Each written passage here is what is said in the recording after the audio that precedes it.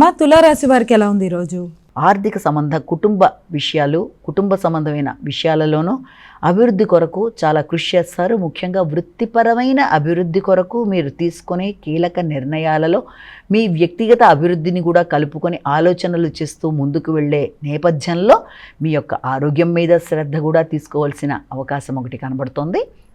అంతేకాకుండా మీ వృత్తిపరమైన అభివృద్ధికి సంబంధించిన విషయాలలో కూడా కొంత మీకు ఆత్మవిశ్వాసం కానీ మాట పట్టింపుల వల్ల కొన్ని అవకాశాలని తగ్గించుకునే పరిస్థితులు కానీ కనబడుతున్నాయి కనుక తగిన విధంగా జాగ్రత్త తీసుకుంటూ ఇచ్చిన వాగ్దానాలని నిలబెట్టుకుంటూ ఆత్మవిశ్వాసాన్ని పెంపొందించుకుంటూ ముందుకు వెళ్ళడానికి కృషి చేయాలి.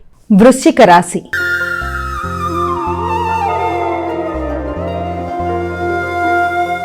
అమ్మ, వృశ్చిక రాశి వారికి ఎలా ఉంది ఈరోజు?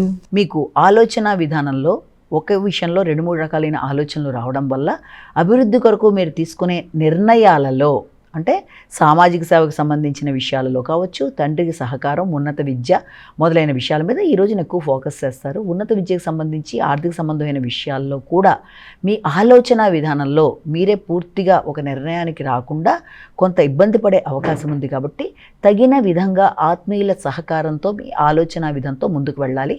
సంతానం యొక్క అభివృద్ధి కొరకు మీరు తీసుకునే నిర్ణయాలలో మీకు వారి కొరకు చేసే ఖర్చులలో, వారి అభివృద్ధి కొరకు మీరు తీసుకునే నిర్ణయాలలో ఎక్కువ శాతం అవకాశం ఉన్న రోజుగా దీన్ని మనం భావించవచ్చు.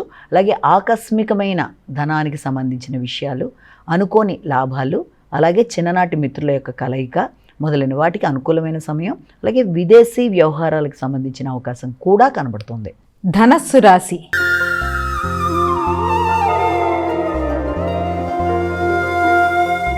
అమ్మ, ధనస్సు రాశి వారికి ఎలా ఉంది ఈరోజు? ధనస్సు రాశి వాళ్ళకి శ్రమ, ఒత్తిడి, ఆకస్మికమైన ఖర్చులు అధికంగా ఉండే అవకాశం కనబడుతుంది.